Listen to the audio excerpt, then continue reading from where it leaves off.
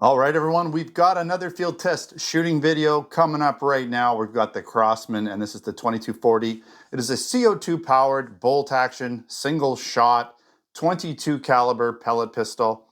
And we're gonna test it out here in the indoor C-cam, the Replica Airguns indoor C-cam. This is the part of my job that I really enjoy. I really enjoy shooting these guns.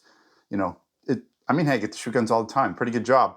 I do have a little bit of camera set up. I got lots of editing to do with all the multi-camera angles, but I don't mind the editing either. It's kind of part of that. I like that part of the job too. I can sit down with a coffee and enjoy it. But the shooting part, this is the fun part. This is really the best part of it. So let's get right to it.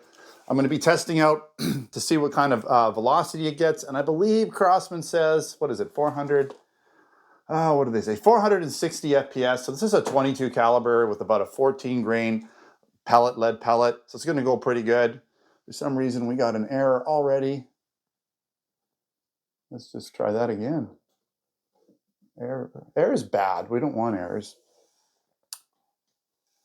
Okay, let's pull it over there.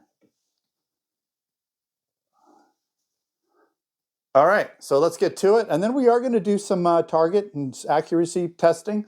Right now, it's not about accuracy. It's about what are we going to get in FPS. I'm pretty sure I've got the safety off. Yeah. Okay, let's do it. Well, that didn't sound very good, did it?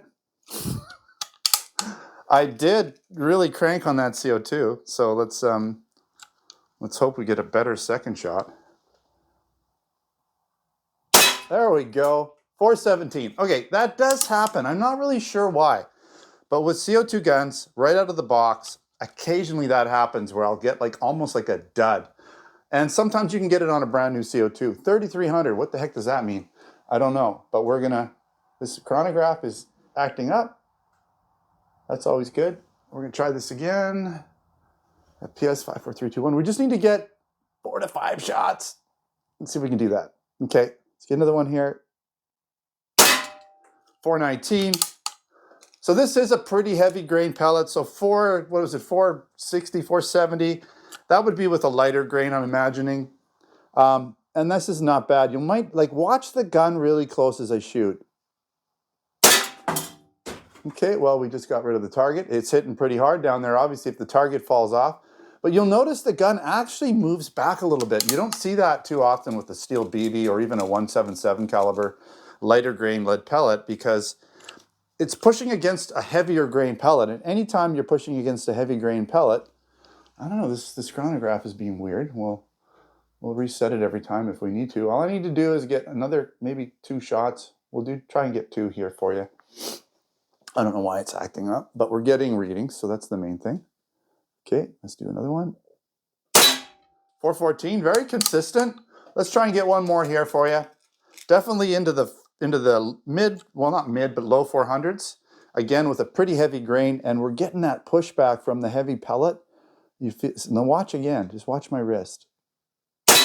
The barrel actually comes up, and there's no blowback action. So that was 412. There's no blowback action, so it's all the energy pushing against that pellet, pushing back against my wrist or the gun, right? So it's like when you push against something physical, like if I were to push against this, I'm going to move back. If I push into the air, you don't move back. It's because you need to direct that force at something specific, and the force is being directed at this lead pellet. All the energy is going into it, so it pushes it back. Anyways, we'll average that out, and hopefully this chronograph works better for my next test. And now we're going to set up a paper target, 30 feet down range, which doesn't involve the chronograph being haywire.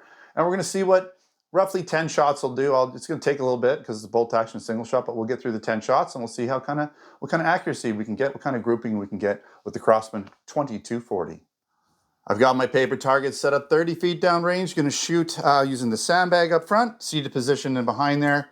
I got a little bit of bolt work to do here, so we're going to have to reset my shooting position literally every time, which does affect accuracy. If you just can kind of hold it there and just keep shooting, that typically leads to some slightly better consecutive shots. But you know what? In the real world, you don't always get to do that. So we are going to aim right at just under the bullseye. And hopefully this thing's pretty well centered out of the box. That's pretty good. A little high to the left, but that's okay. We'll keep it there. As long as we're kind of in the ballpark. Keep in mind it's fully adjustable sights, so you could adjust it right on the bullseye at whatever range you're shooting at. So we're just going to go with this. right beside it. Hopefully I don't, you know, I tend to pull a couple shots, so don't expect them all to be that good. But if we can get most of them in the same area, then we know this thing shoots.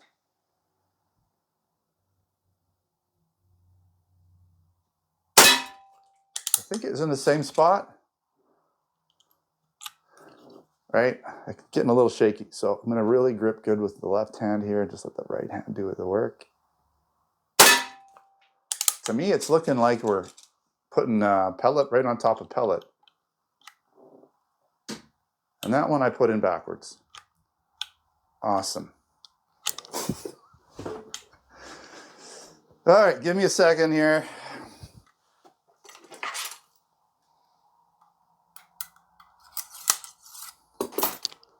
Okay, don't do that. I can't, getting older and I don't always see, especially with these flathead pellets, what direction I'm putting them in. So I think that was 4, 5. That one I pulled for sure. I might have to get rid of that one.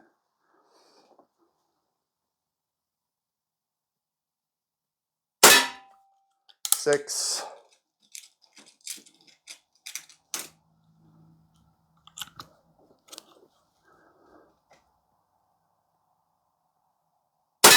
7. One's a little higher.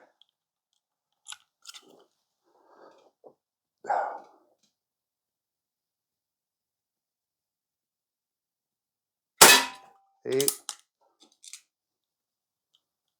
2 more.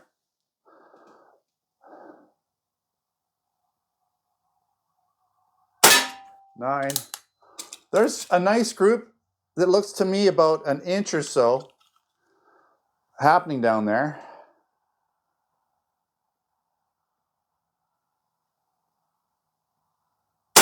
Okay, let's take a look. So I think I pulled one. That's not too bad. Happens, right? I'm not perfect.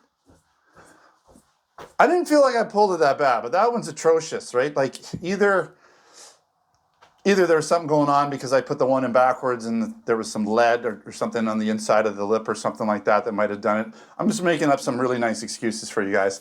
But we'll call that gun error, not human error. But as you can see here, we got about 1.25 inches. You know, easily this gun can shoot 1-inch groupings from 30 feet all day long. And the only reason there's a variation in this isn't the gun, it's me. I'm not perfect, obviously. I'm shooting from 30 feet away using just like at open sights. If you had a red dot, now you can get different top portions here. You can really customize these guns. You can completely customize them, put different bolts and breeches and barrels and all kinds of stuff. So you could easily put a different setup.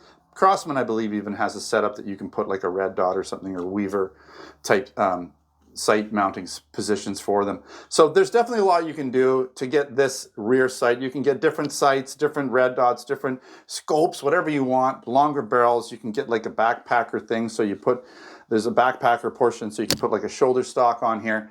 But this is, you know, just me shooting off a sandbag in the back, and that's pretty decent, right? So if you were shooting something 30 feet away, like a rat or something, you'd be able to get it in the shoulder chest area easily once you figured this gun out, got it sighted in the way you want it to be, and learned a little bit, got used to the trigger. Absolutely nice gun.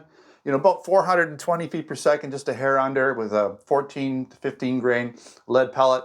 Definitely you could use this for small pest control at close ranges. I say once you get used to it again, you get used to the gun and where it's shooting. All right, thanks for watching another Replica Airguns video. Don't forget to subscribe. Check us out on Facebook, Twitter, and Instagram. And I believe I forgot to mention I do have a tabletop video for this if you're interested in specifications and details. But if you are interested in buying it, I'll put links in the description so you can buy it either in Canada or the US, where we have air guns, BB guns, pellet guns, blank guns, you name it, all sorts of accessories, airsoft guns, all of that stuff in both Canada and the US, along with these guns as well. All right, thanks for watching. Don't forget to subscribe. Check us out on Facebook, Twitter, and Instagram. Until next time, take care.